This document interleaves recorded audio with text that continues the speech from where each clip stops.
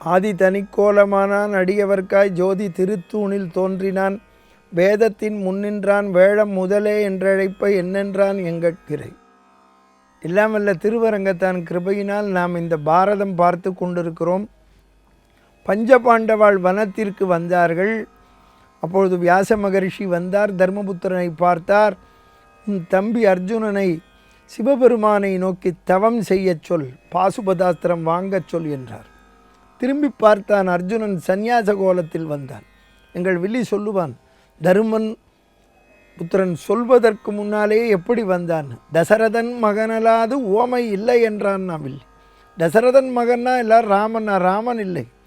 அங்கு எப்படி ராமன் கானகம் கிளம்புவதற்கு முன்னால் தம்பி லட்சுமணன் காவி உடை தரித்து தயாராக இருந்தானோ அதை போல இங்கு தம்பி அர்ஜுனன் தயாராக இருந்தான். அவன் சிவனை நோக்கி தவம் இயற்றச் சென்றான். அப்பொழுது பிருகதஸ்வர் என்ற ரிஷி வந்தார் தர்மபுத்திரனை பார்க்க. தர்மபுத்திரன் அழுதான். மாய கவறு ஆடி நான் சூதாட்டம் ஆடி கண்ணிழந்து மாயக்கவர் ஆடி கண்ணிழந்தேனேன்னர். ஏன் கண்ணிழந்தான்? கண்ணில்லாதவன் சபைக்கு போனான், கண்ணை இழந்தான். அதனால்தான் நல்ல சபைக்கு செல்ல வேண்டும், நல்லோர்கள் இருக்கின்ற சபைக்கு செல்ல வேண்டும், கற்றறிந்த சான்றோர்கள் இருக்கின்ற சபைக்கு போனால்தான் நாம் கண்ணில்லாதவனாக இருந்தாலும் ஒளி கிடைக்கும், கண்ணொளி கிடைக்கும். அதைத்தான் எல்லோரும் தெரிந்து கொள்ள வேண்டும், நல்லவாளோடு சேர வேண்டும்.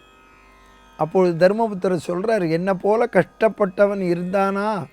பிருகதஸ்வ முனிவரை கேட்குறார். இப்போ யாரெல்லாம் கூட இருக்கிறார்கள்? பீமன், நகுலன், சகாதேவன், திரௌபதி, மற்ற ரிஷிமார்கள் இருக்கிறார்கள், எல்லோரும் இருக்கிறார்கள். பிருகதஸ்வ ரிஷி கதை சொல்கிறார். என்ன கதை சொல்ல போகிறார்? நலச்சரித்திரம் சொல்கிறார். அவர் சொல்கிறார் தர்மபுத்திரரை பார்த்து, நலன்கதை நீங்கள் கேட்டதில்லையா? காவிரி என்ன தப்பாக கருணையான், காவேரியில் கூட ஜலம் வராமல் போனாலும் போகும், நலன் மாதிரி கொடுத்தவன் உலகத்தில் இல்லை. ஆமாம், காவேரியில் அப்பெல்லாம் மழை பெஞ்சது, தானே வந்தது, அணை கட்டலை. அதைத்தான் அதனால் தெரிந்து கொள்ள வேண்டும். ஜலம் என்பதோ அத்தியாவசிய பொருள். அக்னி, ஜலம், அந்த அக்னி தான் இப்போது எலக்ட்ரிசிட்டியாக வந்திருக்கு. இதெல்லாம் எல்லாருக்கும் பொதுவானது. யாரும் யாருக்கும் தடுக்கக்கூடாது, கொடுக்க வேண்டும். உபன்யாசம் கேட்பவர்கள் தெரிந்து கொள்ளணும். நீங்கள் அவா கொடுக்கல, நம்ம நாட்டிலையே நம்ம பக்கத்து வீட்டில் ஜலம் இல்லை, போர் போட்டால் ஏறலாம், நம்ம வீட்டில் ஜலம் இருக்குன்னா குழா கொடுத்து எடுத்துக்கோங்கன்னு சொல்லணும். நாம் பரந்த நோக்கத்தோடு வாழ வேண்டும். அதுதான் இப்போ நலச்சரித்திரம் கேட்கிறோம். நிடத தேசத்தை ஆட்சி செய்தான் நள மகாராஜா, நல்லபடியாக ஆளுகிறான். ஒரு நாளைக்கு அவன் நந்தவனத்திற்கு போன பொழுது ஒரு அன்னபட்சி நடந்து வந்தது மென்மையாக. பொதுவாக பெண்களுடைய நடைக்கு அன்ன நடையைத்தான் சொல்லுவார்கள். இவன் கிட்டே போய் அந்த அன்னத்தை தடவி கொடுத்து, நன்கு நடக்கிறீர்கள், அதனால்தான் பெண்களோட நடையை அன்ன நடைக்கு ஒப்பிடுகிறார்கள்னா. அப்போது அன்னம் பேசியது, நீங்கள் சொல்வது உண்மை, ஆனால் நாங்கள் இந்த நடையை எங்கே கற்றுக்கொண்டோம்னு தெரிஞ்சுக்கோங்கன்னு. விதர்ப்ப தேசத்திலே பீஷ்மகராஜன் புத்திரி தமயந்தியை பார்த்து நடக்க ஆரம்பித்தோம்னா என்ன பொருள்? தமயந்திக்கும் நளனுக்கும் இந்த அன்னபட்சி பிரேமையை உண்டாக்குகிறது. இந்த நளனும் தமயந்தியும் போன பிறவியில் வேடன், அவன் வேடன் மனைவியாக இருந்தாள், மலைப்பகுதியில் வாழ்ந்தார்கள். ஒரு நாள் சாயந்தரம் இரவாகின்ற நேரம், மாலை பொழுது 6 மணி ஆகிவிட்டது. அப்பொழுது ஒரு ரிஷி வந்தார். நான் இரவிலே திண்ணையில் தூங்கிவிட்டு போகிறேன்னர். இல்லை, முதலில் உள்ளே வாருங்கள் என்று வேடன் அழைத்து பழமெல்லாம் கொடுத்து, துஷ்ட மிருகம் நடமாடும், நீங்கள் வீட்டுக்குள்ளே படுங்கள், நான் வெளியிலே படுக்கிறேன், என் மனைவியை விட உங்களை நம்புகிறேன் என்று சொல்லி இருவரையும் படுக்கச் சொல்லி வெளியே படுத்தான். துஷ்ட மிருகம் அவனை கொன்று விட்டது. அப்பொழுது அந்த வேடன் அவனை தகனம் செய்யும் பொழுது அவள் உடன்கட்டை ஏற இப்படி ஒரு தம்பதியை கொன்று விட்டோமே என்று அந்த ரிஷியும் உயிரை விட்டார். அந்த ரிஷிதான் இப்பொழுது அன்னபட்சியாக வந்தார். அந்த வேடன் தான் நளனாகவும் அந்த வேடன் மனைவியாக இருந்தவள் தான் தமயந்தியாகவும் வந்திருக்கிறார். 2 பேரையும் சேர்த்து வைத்தாள். இதிலிருந்து தெரிந்து கொள்ளுங்கள், ஒன்றாக இருப்பவர்களை நாம் பிரிக்கக்கூடாது. பிரித்தால் சேர்த்து வைப்பதற்கு ஒரு ஜென்மா எடுக்க வேண்டும். ஹரிச்சந்திரனையும் சந்திரமதியும் பிரித்த பாவம் விஸ்வாமித்திர மகரிஷி ராமனுக்கும் சீதைக்கும் கல்யாணம் பண்ணி வைத்தார்கள். அதனால்தான் அவருக்கு பாவம் போனது. கம்பனே சொல்லுகிறான், விஸ்வாமித்திரன் மூலம் என் நெஞ்சத்து இடர் முடித்தான். நான் விஸ்வாமித்திரன், என் நெஞ்சிலே இருக்கின்ற கவலையை போக்கினவன் ராமன் என சொல்லுகிறான். அதனால் தர்மம் தெரிந்து கொள்ளுங்கள். அண்ணன் தம்பியோ, நண்பர்களோ, கணவன் மனைவியோ, அம்மா பையனோ, அப்பா பையனோ, ஒற்றுமையாக இருப்பவர்களை நாம் பிரித்து விடக்கூடாது. ஆமாம், இப்பொழுது தமயந்திக்கு சுயம்வரம் அவ்வளவு அழகு, ரொம்ப அழகும் கஷ்டம். பாரியாள் ரூபவதி சத்ருன்னா. தமயந்தி அழகாக இருந்தான், வேடன் விரும்பினான். திரௌபதி அழகாக இருந்தாள், துரியோதனன் துச்சாதனன் கர்ணன் விரும்பினார்கள். சீதை அழகாக இருந்தால் ராவணன் விரும்பினான். பாரியாள் ரூபவதி சத்ருன்னா. ஆதிகாரி ரொம்ப அழகாக இருக்கக்கூடாது.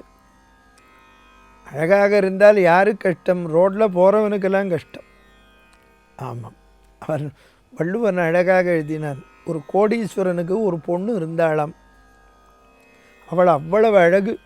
ஸ்கூலுக்கு போனால் ஒருத்தரும் பாடம் படிக்க மாட்டேங்கிறான், இவளையே படிக்கிறான். அதனால் அவன் என்ன பண்ணான், நீ பங்களாலேயே இரு, ஒரு டீச்சர்கள் 2 பொம்மநாட்டி டீச்சரை போட்டு பாடம் நடத்த சொன்னான். ஒரு நாளைக்கு திடீர்னு 4 மணிக்கு அந்த பணக்காரன் வீட்டு வாசலில் ஒரே கூட்டம். ஒருத்தன் வந்து கேட்கிறான், என்ன என்று கேட்கிறான். அந்த ஐயாவுக்கு ஒரு பொண்ணு இருந்தால காலம் ஆயிட்டான். என்னாச்சு? ஆக்சிடெண்ட்டான்னா. வெளியில் வந்தால் தானே. பின்ன ஹார்ட் அட்டாக்கா? இல்லைன்னா. பின்ன பாம்பு கடித்ததா? இல்லை. இந்த அனிச்ச பூன்னு ஒரு பூ, அது இப்படி நம்ம முகந்து பார்த்தாலே வாடி போயிடும். அந்த பூவை தலையில் வச்சுக்கணும்னு ஆசைப்பட்டாளாம். அந்த காம்பை களையாமல் வச்சுன்னுட்டாளாம். இந்த காம்போட இடுப்பு, அந்த காம்போட வெயிட்டு தாங்காமல் இடுப்பொடிஞ்சு செத்து விட்டாளாம். அனிச்ச பூ கால்களையாள் முசுப்பிற்கு பெய்தாள் நல்ல படாரை, அவன் வீட்டில் நல்ல வாத்தியம் ஒலிக்கவில்லையாம். அவ்வளவு அழகு தமயந்தி. இவளுடைய அழகில் மயங்கி தேவாள்லாம் வந்துட்டா இவளை கல்யாணம் பண்ணிக்கிறதுக்கு. எல்லாரும் வந்துட்டா.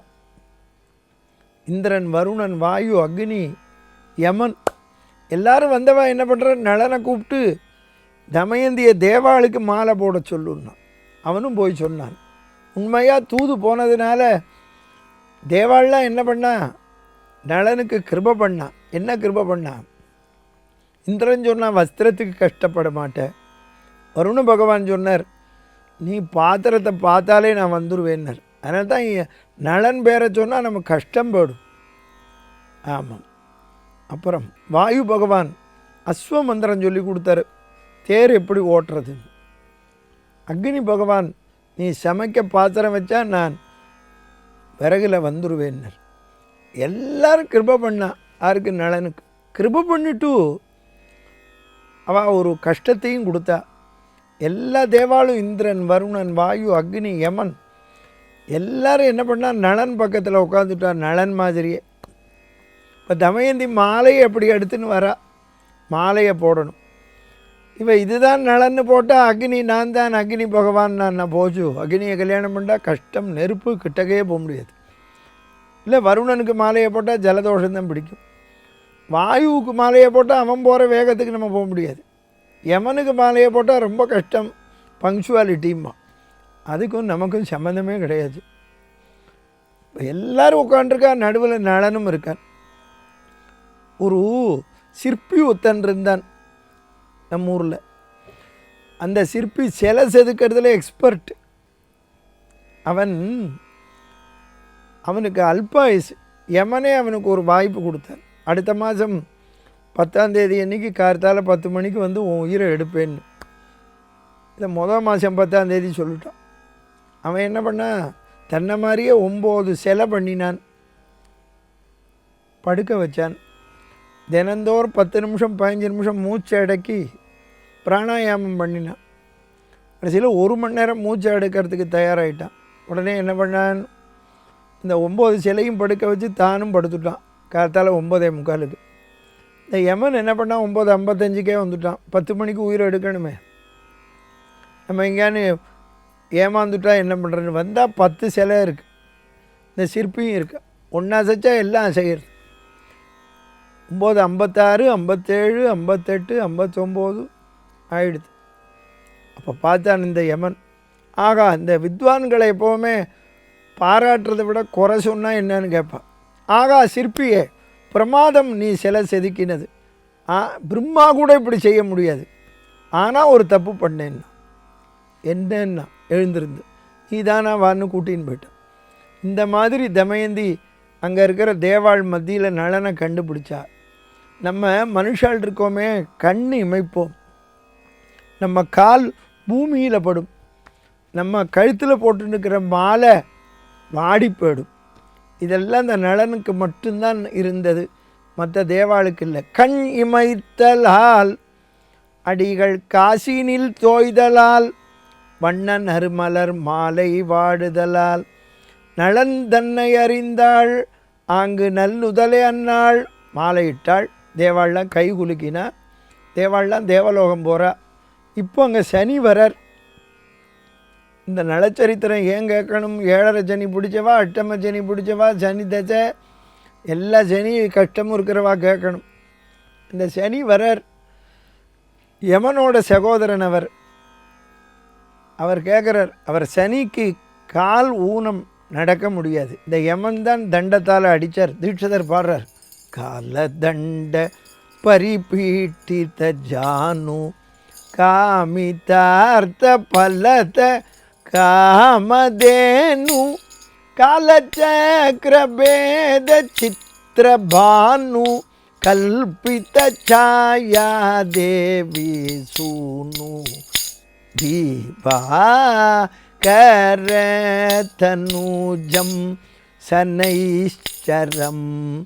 சனைச்சரன்னு பேர். சனைச்சரம் மந்தகா, ஸ்லோ பிளானட். சனீஸ்வரன் கிடையாது, மெதுவாக நடப்பர். யமன் கேட்குறான், சகோதரரே எங்கே போகிறேன்னு. தமயந்திக்கு சுமயவரம் மாலை போட போகிறேன்னு அவர் சிரிச்சார் Yaman. You are too late. Damayanti married Nalachakravarthi gone to கொடைக்கானல்னர். சனிக்கு கோவம் வந்துருத்து. தேவாளை விட்டு மனுஷனுக்கு மாலை போட்டாலே நான் என்ன பண்ணுறேன் பாருன்னர். அப்போ தான் யமன் சொன்னார், உன்னால் ஒன்றும் பண்ண முடியாது, நீங்கள் தான் தோற்று போவீர்கள்.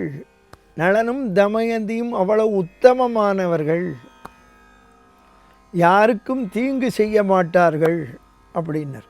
அந்த சனி பார்த்துடுறேன்னர். அந்த சனி வந்து இவரை பிடிக்கிறதுக்கு 12 வருஷம் காத்துட்டுருக்காராம். ஆமாம், அதுதான் வியாக்கியானம் பண்ணவா சொன்னார். சனி கூட ஒருத்தனை பிடிச்சா அதிகபட்சம் 7.5 வருஷம்தான் பிடிக்குமாம். இந்த நளனை பிடிக்கிறேன்னு வந்த சனியை நளமகாராஜா 12 வருஷமாக பிடிச்சி வச்சுட்டு இருக்காராம். ஒரு தப்பும் பண்ணலையா. அப்போ என்ன ஏன் பிடிச்சார், அதைத்தான் பார்க்க போகிறோம். வசுதேவ சுதம் தேவம் கம்சச்சாணூர மர்தனம் தேவகி பரமானந்தம் கிருஷ்ணம் வந்தே ஜெகத்குரும் என்று கூறி இந்த அளவில் திருநிறைவு செய்கின்றேன்.